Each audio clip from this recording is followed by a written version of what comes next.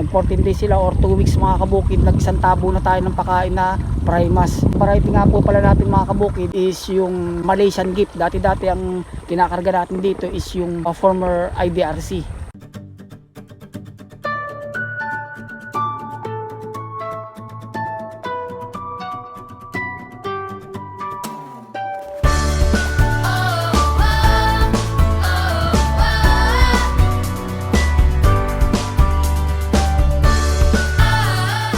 So sisilipin uli natin sila kung pagbabago ba, kung umamuna ba sila o malakas na ba silang kumain. Then sa feeding naman mga kabukid is yung last upload natin, ika 14 days, nag-isang tabo na sila mga kabukid na Primas. 17 days, apaw na sa may tabo na pinakita ko sa inyo. After 18 days mga kabukid, nag-apply tayo ng fertilizer, ating timba na urea. Ganito lang yung sukatan ko mga kabukid. Then 18 days, nag-isa't kalahating tabo na tayo mga kabukid. Hanggang sa ngayon, isa't kalahating tabo pa rin ang pinapakain natin. Nga pala, paalala ko lang na tansyahan lang lahat. Pero magsasampling pa rin tayo monthly kung ano ng size nila mga kabukid. Hindi na kasi sa tabo, kaya dito na sa timba ko nilagay. Bali ito, isa't kalahating tabo to mga kabukid. Ito na sila mga kabukid. Bali ang panahon natin dito ngayon is masungit gawa ng bagyong Guring at Hana. Kaya may time mga kabukid na hindi ako nakakapagpakain gawa ng umuulan-ulan nga. Saka mahangin dito ngayon.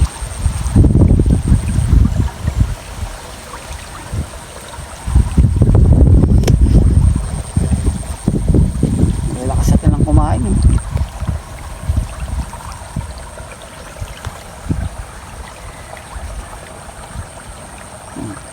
Bilis nilang umamo.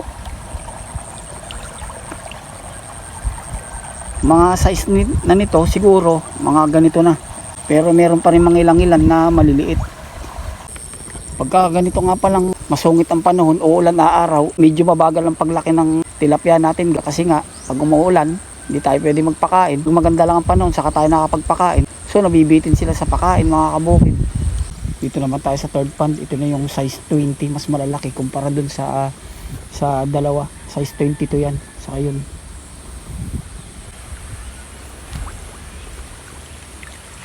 Kasi naman kumain. So pag ganitong masama ang panahon mga kabukid, kailangan nakipagtaguan tayo sa panahon. Kung minsan di na natin nasusunod yung tamang oras ng pagpapakain nila. Kasi nga tinatimingan din natin yung panahon. Pag umulan, hindi pwede magpakain. So pag biglang uminit, saka lang tayo magpapakain. Lalo ngayon, bear na. Ang date nga pala ngayon mga kabukid is September 1. Sakto, ika 21 days. 3 weeks na natin to mga kabukid. Saka yan, sumasalubong na sila.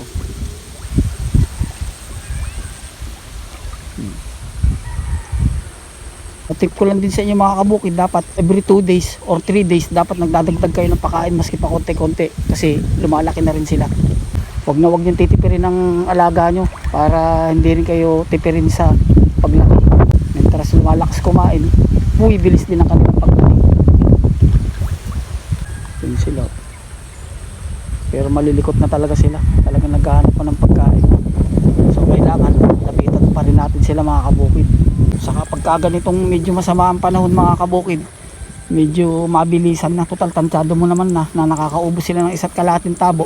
Kailan mabilisan ng pagpapakain kasi hindi natin alam, biglang uulan.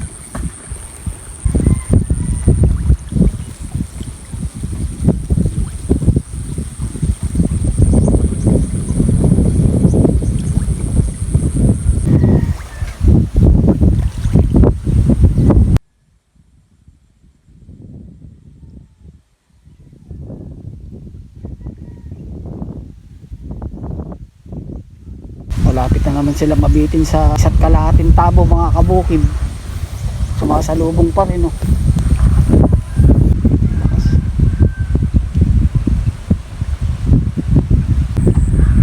maamaw na sila. Dami pa rin butete oh. Grabe. Sabagay ito, malalaki ng fingerlings natin. Hindi na kaya ng butete. Maliliit pa lang na yan. Hindi nila kaya yung fingerlings natin.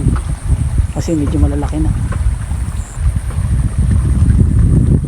bago pa lang kaming nag-aalaga ng fingerlings, problema kami dahil tutuyuan tong pispan. Kasi nga dito sa pamasapan natin, dati kasi dito kami naglalagay ng screen mga kabukid dito.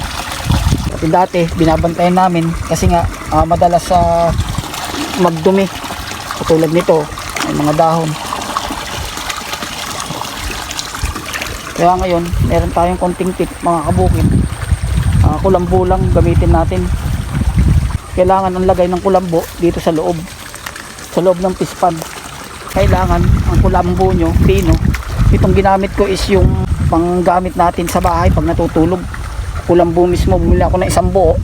Tapos ang technique lang mga kabukid, gugupit ka lang ng mga ganyang kahaba, saka mo tatahiin.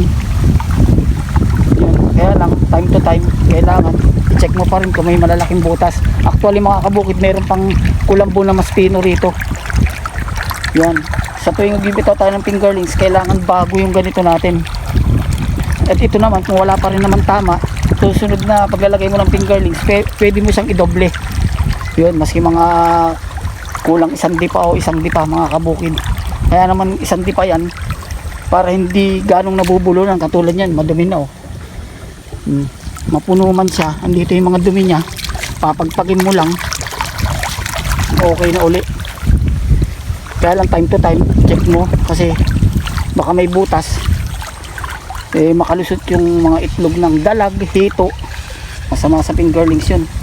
Pero pagka malalaki naman na mga kabukid, pwede mo nang palitan ng screen na medyo mas magaspang na rito, yung plastic na kulay green, yung hard plastic na screen. Kaya lang mahirap maglinis, hindi katulad nito, papagpagin mo lang, okay na. Tapos kapag malapit ka naman na mag-harvest mga kabukid, pwede mo rin palitan ng mga, depende sa size ng tilapia mo, kung hindi na nila kayang lumusot. Ito pagka mag-harvest na, ganito ang gamit ko, malaki na. Hindi naman na makakalusot yung mga tilapia dyan, maski mga gaganito. Kasi ang tilapia pasuba, sumusuba sila sa agos. Katulad nito mga kabukid, medyo madumi na.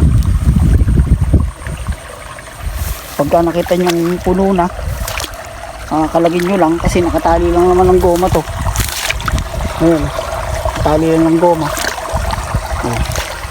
Pero malapit pa lang mapuno.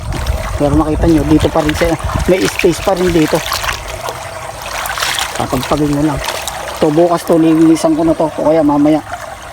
Tip lang mga kabukid sa mga beginners.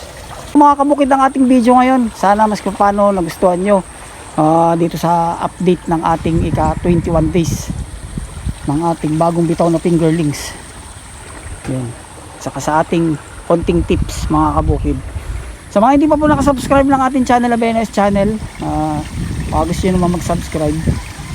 Tapos follow na rin sa ating FB, Ruben Saturno, sa FB page Benoy S, saka sa TikTok. Salamat mga kabukid.